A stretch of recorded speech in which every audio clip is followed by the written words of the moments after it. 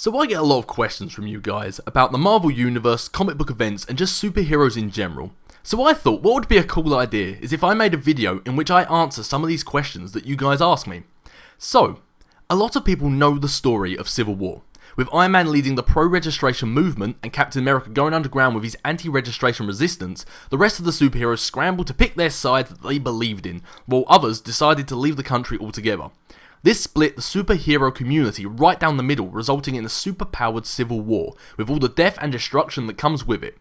However, what was it that actually started this war? What happened in the Marvel Universe that led us to this point? That's what I plan to do today, as we take a look at why did Civil War happen?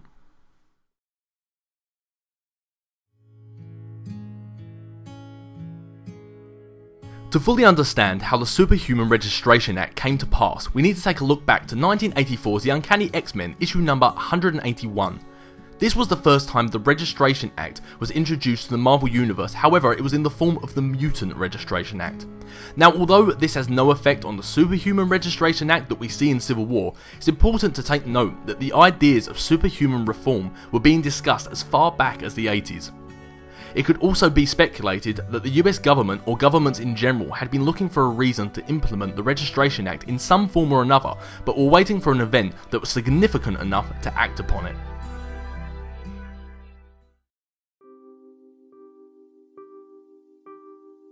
From here we jump to 2004's Secret War, in which Nick Fury led a bunch of the world's heroes such as Spider-Man, Wolverine, Captain America, Daredevil and Luke Cage on a Black Ops mission to stop the Latvian Prime Minister Lucia von Bardus.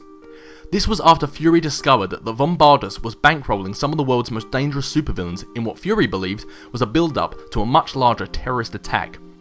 Fury led these superheroes on this mission under false pretenses and then, after the mission was complete, erased their memory of the whole event. This came back to haunt them when exactly 1 year later, a now half-cyborg Lucia von Bardus attempted to use all these upgraded supervillains as a bomb to be detonated in Manhattan.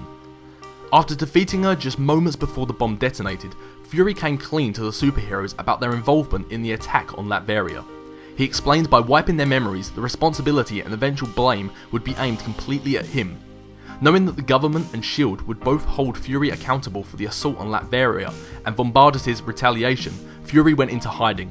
However, with Fury no longer around to be held accountable for his actions, the responsibility and blame fell solely on the heroes. With other such events happening in which superheroes were directly responsible for the danger and destruction of the public, such as the Hulk rampaging through Las Vegas, killing 26 people, and Wolverine threatening to kill the president, the government and general public at large were reaching a boiling point with regards to how much more they were willing to take from superpowered vigilantes.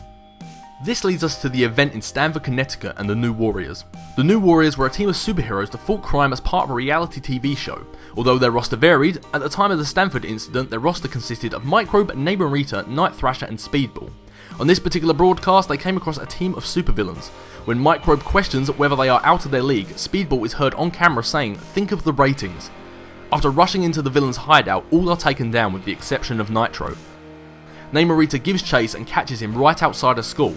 It's at this moment that Nitro explodes, killing over 600 civilians, 60 of which were children. After Speedball's recklessness and the catastrophic results that were televised around the world, the public had finally had enough of superheroes, and the Superhuman Registration Act was born.